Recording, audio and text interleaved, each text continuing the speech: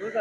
हो, भंडारा जिल्ह्यामध्ये आरोग्य व्यवस्थेत 3-13 वाजताना पाहायला मिळाले की जिथे कन्स्ट्रक्शनचं काम सुरू आहे त्याच हॉलमध्ये रुग्णांना देखील ठेवलं गेलेलं आहे. आपण पालकमंत्री आहे, काय सांगाल? नाही, संपूर्ण देशातल्या त्याच पद्धतीनं राज्यातल्या आरोग्य व्यवस्था बळकट करण्याचं काम या देशामध्ये आणि राज्यामध्ये चालू आहे. आपण बघितलं की मागच्या 1.5 ते 2 वर्षामध्ये अनेक महत्त्वपूर्ण निर्णय आरोग्य विभागाच्या मार्फत त्या ठिकाणी राज्यामध्ये घेण्यात आले आहे, परंतु काही ठिकाणी अशा त्रुटी आढळून आलेल्या आहेत. ह्या संदर्भात भंडारा संदर्भात काही तक्रार मला काल प्राप्त झाल्या होत्या, म्हणून मी स्वतः आता भंडाऱ्याला चाललो आहे. त्या ठिकाणी निश्चित पाहणी करून संबंधितांवर कारवाई करण्यात येईल. गुन्हा दाखल केला जाईल कारण की ज्या प्रकारे एक प्रकारे जीवाला धोका होता रुग्णांचा. आरोग्याच्या सेवा ह्या रुग्णांना सेवा देण्याकरिता असतात.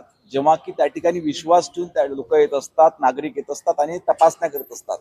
परंतु अशा पद्धतीनं जर का काही अधिकाऱ्यांच्या मार्फत हलगर्जीपणा होत असेल तर निश्चितपणे त्याच्यावर कार्यवाही करणार.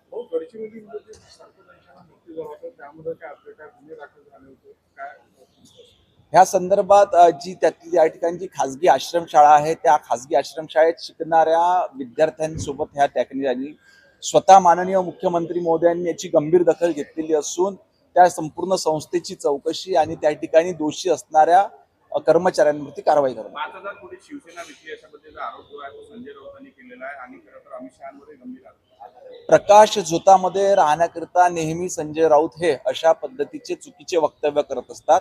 अशा पद्धतीचे चुकीचे वक्तव्य न करता आज गंभीरतेनं देशातल्या आणि राज्यातल्या परिस्थितीकडे बघितलं पाहिजे. अमित शहांना पंतप्रधान व्हायचं असे त्यांनी दावा केला. नाही, हे भारतीय जनता पार्टीचे पदाधिकारी कार्यकर्ते ठरवतील. हे ठरवण्याचा संजय राऊत यांना कोणी अधिकार दिला नाही. धन्यवाद.